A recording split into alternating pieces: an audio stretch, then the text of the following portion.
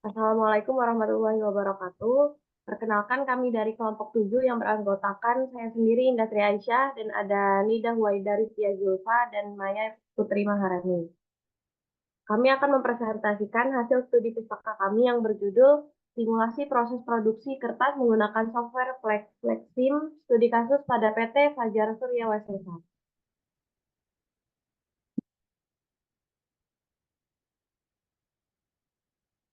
Pada PT Fajar Surya Wesesa itu, untuk tetap bersaing perlu melakukan upaya peningkatan efisiensi operasional mereka.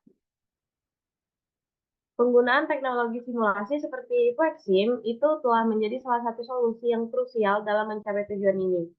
Objek dalam penelitian ini yakni proses produksi kertas pada PT Fajar Surya Wesesa atau Fajar Paper yang terbagi menjadi 6 stasiun. Metode pengumpulan data dilakukan dengan studi pustaka dengan sumber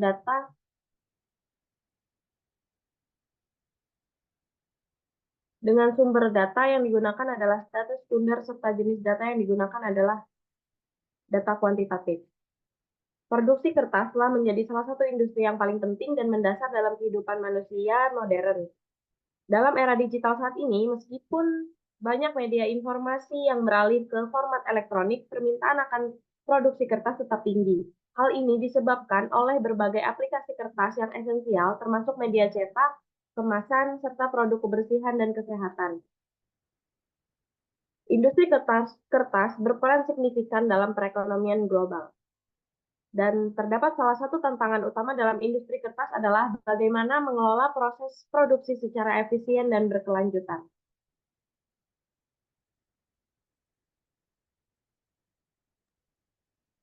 Ya, untuk PT Fajar Surya Wasesa sendiri, permasalahan di sana adalah terjadi adanya ketidaksesuaian antara perkiraan produksi dan realita. Ditambah lagi dengan banyaknya jenis kertas yang diproduksi dengan mesin yang identik membuat perusahaan kesulitan untuk menentukan penurunan produksi ada di bagian mana saja. Nah, faktor-faktor ini bisa menyebabkan masalah tersebut terjadi.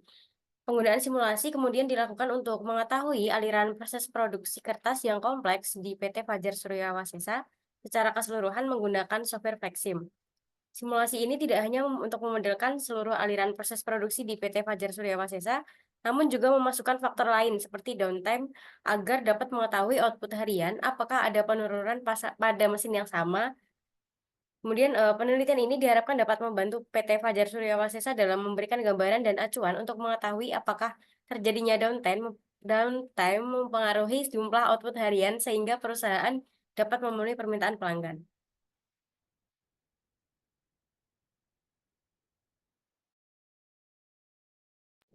Oke, selanjutnya di sini saya akan menjelaskan bagaimana proses simulasi itu dibuat dan bisa dilihat di sini ada literatur review yang kami gunakan. Lalu selanjutnya kita langsung ke hasil diskusi saja. Yang pertama itu kami mengambil data mengenai mesin-mesin yang kami gunakan. Jadi mesin yang digunakan di PT Fajar Paper ini itu identik. Ada 6 mesin yang identik dan prosesnya juga sama. Tetapi permasalahan yang dimiliki oleh Fajar Paper ini, downtime-nya itu setiap mesinnya itu berbeda. Jadi yang pertama kami lakukan adalah mengumpulkan data, seperti ini datanya, downtime-nya dan juga frekuensi serta persentase yang ada di perusahaan tersebut.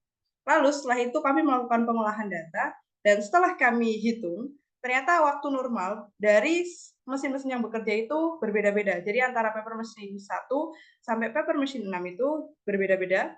Lalu untuk pada bagian-bagian mesin tersebut juga memiliki setiap mesin itu memiliki 6 proses. Jadi proses itu yang pertama ada wear section, press section, dry section pertama, lalu size press, dan juga dry section kedua. Dan yang terakhir itu adalah calendar atau popril section. Jadi di mesin terakhir ini kami asumsikan untuk menjadi hasil output. Karena hasil output ini nantinya itu akan dikumpulkan menjadi satu. Jadi tidak terlihat mana saja yang mengalami downtime itu, outputnya yang berkurang itu di mana saja tidak terlihat. Maka dari itu kami menggunakan Flexim untuk membuat simulasi mengenai downtime ini.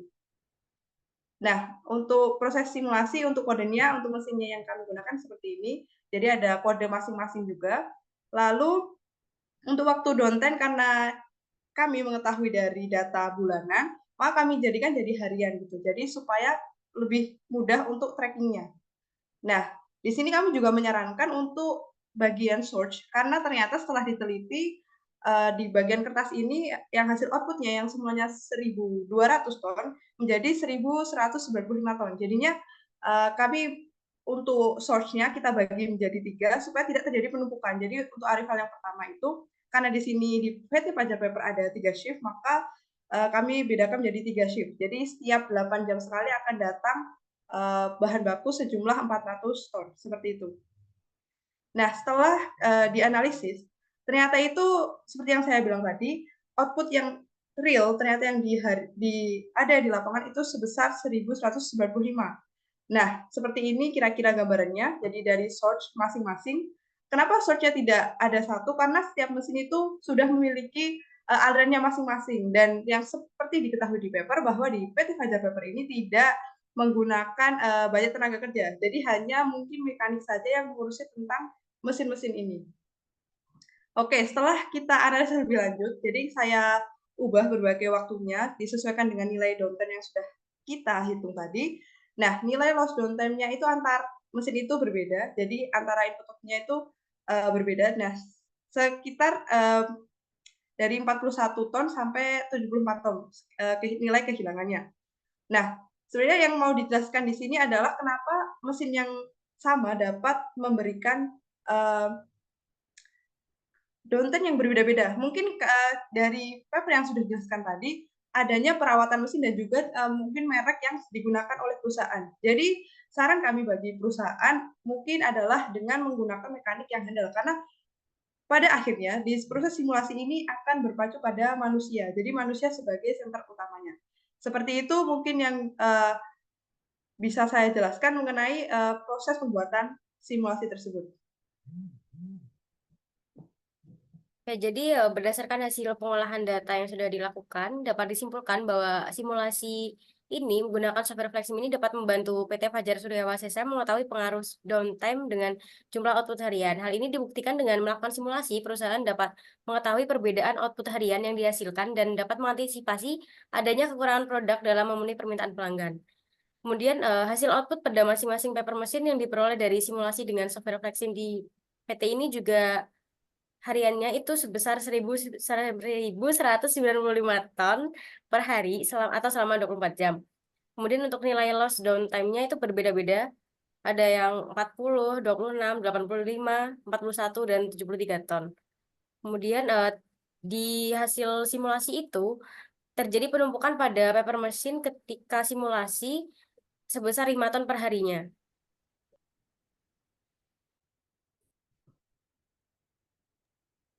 Selanjutnya yaitu studi pustaka kami yang kedua dengan judul Penentuan Rute Optimal Distribusi Komoditas ke Wilayah Timur Indonesia menggunakan software MATLAB. Dalam sistem distribusi logistik, permintaan beras itu merupakan salah satu komponen penting yang harus dikelola secara optimal untuk memastikan ketersediaan bahan pokok ini di setiap daerah. Kebutuhan beras di Indonesia sebagian besar dapat terpenuhi dari potensi domestik. Beras itu merupakan salah satu bahan pangan utama yang menjadi bahan pokok di Indonesia dan di beberapa negara lain. Bagian besar penduduk Indonesia menjadikan beras sebagai makanan pokok yang tidak bisa dipisahkan dalam kehidupan sehari-hari. Dan pelabuhan itu menjadi sarana yang penting dalam setiap distribusi logistik beras melalui transportasi perairan. Sebagai negara kepulauan, kehadiran pelabuhan yang memadai berperan besar dalam mendukung mobilitas barang dan manusia. Pelabuhan tujuan memiliki permintaan beras yang bervariasi dan harus dipenuhi dengan mempertimbangkan kapasitas kapal dan jarak tempuh untuk mencapai efisiensi biaya dan waktu. Oleh karena itu, manajemen pelabuhan yang baik sangat diperlukan.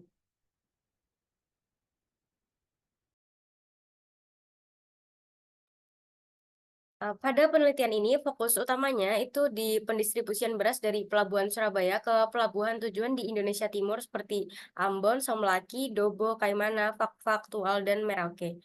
Sebagai negara kepulauan, Indonesia menghadapi tantangan logistik yang unik, termasuk jarak yang jauh antara pulau-pulau, keterbatasan infrastruktur, dan variabilitas permintaan di setiap daerah.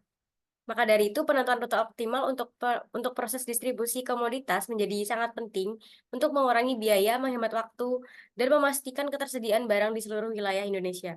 Dengan menggunakan MATLAB, berbagai parameter seperti kapasitas kapal, permintaan komoditas di setiap pelabuhan tujuan, dan jarak antar pelabuhan dapat dianalisis untuk menemukan solusi distribusi yang paling efisien, mengurangi biaya operasional, dan memastikan pengiriman yang tepat waktu. Baik, saya akan menjelaskan mengenai metode yang digunakan. Jadi metode yang digunakan itu menggunakan studi pustaka yang pertama dan sudah bisa dilihat juga di paper. Lalu yang kedua itu kami mengumpulkan data yang sudah didapatkan di paper, yaitu permintaannya, lalu kapasitas dari masing-masing kapal. Nah, selain itu juga kami juga memasukkan jarak antar pelabuhan. Nah, untuk codingannya itu mungkin langsung ke codingan saja. Itu seperti ini. Sebentar. Nah,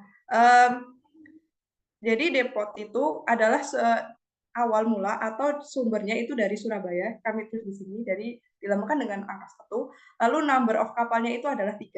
Nah, untuk kapasitas kapal sudah kami masukkan di sini dan juga permintaan untuk masing-masing daerah diurutkan seperti ini. Dan juga yang selanjutnya adalah jarak yang dibuat seperti matriks seperti ini. Nah, untuk pelabuhannya itu kami juga menggunakan kode juga dari mulai dari Ambon, Kaimana, Somlaki dan juga Fak-Fak dan Tual.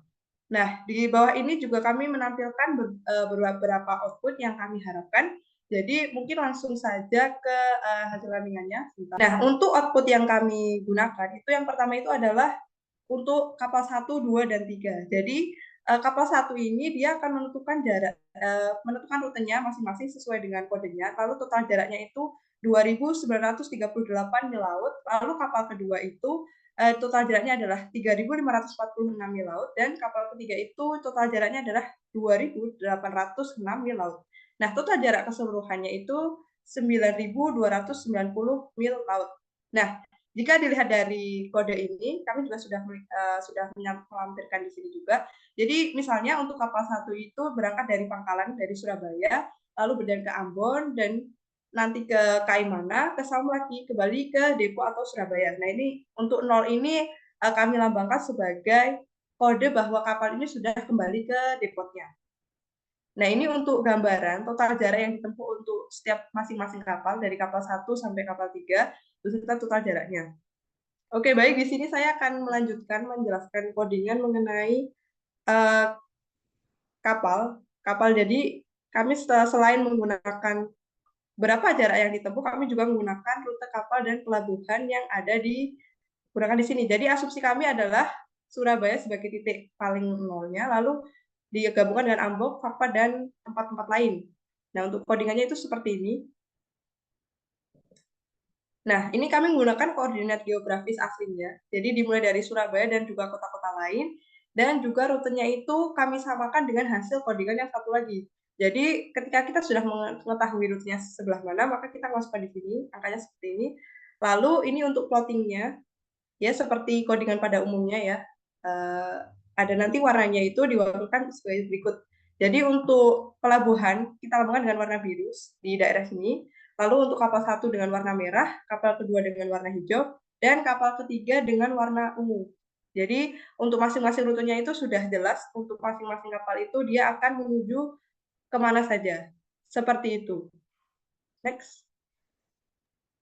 Jadi berdasarkan hasil pengolahan data menggunakan MATLAB, dapat disimpulkan bahwa kapal 1 itu memiliki rute yang ditempuh Surabaya, Ambon, Kaimana, Samulaki, dan kembali lagi ke Surabaya dengan jarak totalnya itu 2.938 mil laut. Kemudian untuk kapal 2 memiliki rute yang ditempuh Surabaya, Dobo, Merauke, kembali lagi ke Surabaya dengan total jarak yang ditempuh 3.546 mil laut. Dan kapal ketiga itu memiliki rute yang ditempuh adalah Surabaya, Fak-Fak, Tual, dan kembali ke Surabaya dengan total jarak 2.806 mil, sehingga total jarak keseluruhan yakni 9.290 mil laut. Mungkin hanya itu yang dapat kami sampaikan. Maaf apabila terdapat kekurangan atau kesalahan. Terima kasih. Wassalamualaikum warahmatullahi wabarakatuh.